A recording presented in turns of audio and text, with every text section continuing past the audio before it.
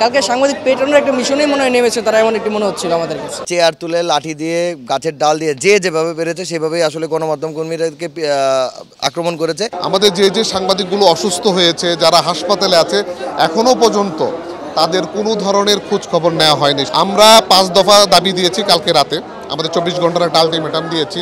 24 ঘন্টার মধ্যে অলরেডি 6-7 ঘন্টা চলে গিয়েছে, কিন্তু আমাদের যে সাংবাদিকগুলো অসুস্থ হয়েছে, যারা হাসপাতালে আছে, এখনো পর্যন্ত তাদের কোনো ধরনের খোঁজ খবর নেওয়া হয়নি শিল্পী সমিতির পক্ষ থেকে। এটা খুবই দুঃখজনক। যদি এই ধরনের ঘটনা কন্টিনিউ হতে থাকে, আমরা সামনে আরও বড় ধরনের স্টেপ নেব।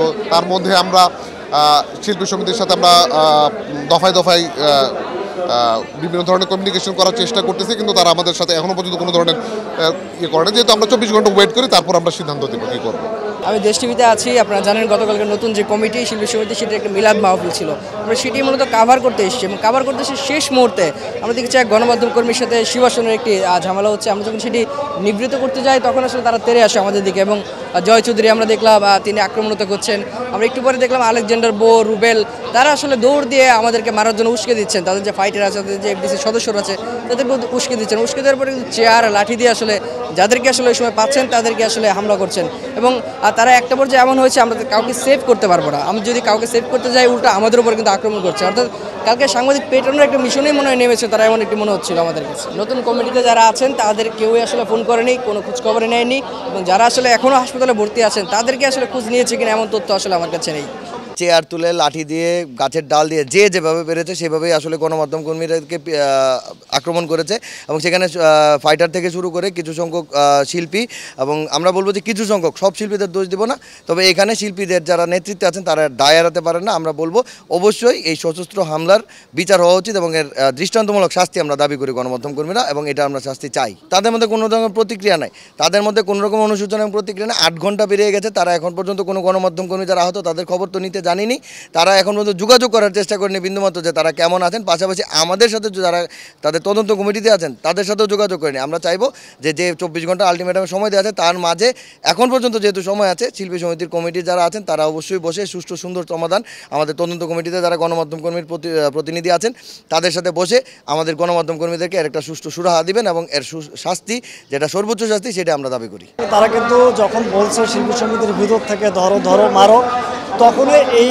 ঘটনাটা অতর্কিত হয়ে যায় এবং সম্মিলিতভাবে সকলে হামলাটা চালায়। এবং সে সময় অনেক ক্যামেরাম্যান, ট্রাইপড যাদের হাতে ছিল, যাদের হাতে ক্যামেরা ছিল, যাদের হাতে বুম ছিল, তাদের উপর চড়াও হয় এবং তাদের উপর হামলাটা চালায়। এবং সে সময় যখন আলাদা দুই পক্ষ, আমরা তো যারা সাংবাদিক সংবাদকর্মী ছিলাম মাঠের মধ্যে, তারা কিন্তু একটা জায়গায় দলবদ্ধভাবেই ছিলাম, কিন্তু তাদের উপর যখন বলছে ধরো ধরো, তখন এই হামলাটা এমনভাবে চালায় কোনো কিছু বুঝে ওঠার আগেই কিন্তু অনেকে আহত হয়, কারো মাথা ফেটে যায়, কারো হাত কেটে যায়, কেউ অসুস্থ এমন গুরুতর অবস্থায় পড়ে যায়, তাদেরকে ঢাকা মেডিকেলে নেওয়া। এটি আসলে শিল্পীদের কাছে কোনোভাবেই কাম্য না।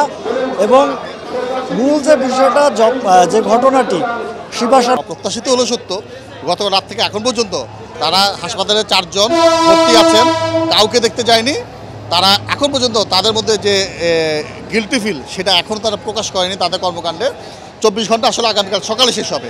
শেষ হওয়ার পর তারা যদি আমাদের দাবিগুলো না মেনে নেয়, তাহলে আমরা আগামীকাল দুপুর 12টার দিকে চলচ্চিত্র শিল্পী সমিতি ঘেরাও করবো। প্রাথমিকভাবে আমরা এটা সিদ্ধান্ত নিয়েছি, এর পর্যায়ক্রমে কী হয় এরপর সেগুলি আমরা আসলে সিদ্ধান্ত নেব সবাই মিলে। ঘটনার পর থেকেই আমাদের কারো চেহারায় বা কারো এক্সপ্রেশনের এটা খেলা, তো শিল্পীরা এক্সপ্রেশনের কাজ করে, কাদের কিন্তু চেহারায় আমরা কখনো এটা নিয়ে দুঃখ প্রকাশ করতে দেখিনি বা এটা নিয়ে তাদের অনুশোচনা করতে দেখিনি। তাদের চেহারায় কিন্তু সেটা পরিস্ফুটিত ওঠেনি, এবং এটার আমার তীব্র নিন্দা জানাই।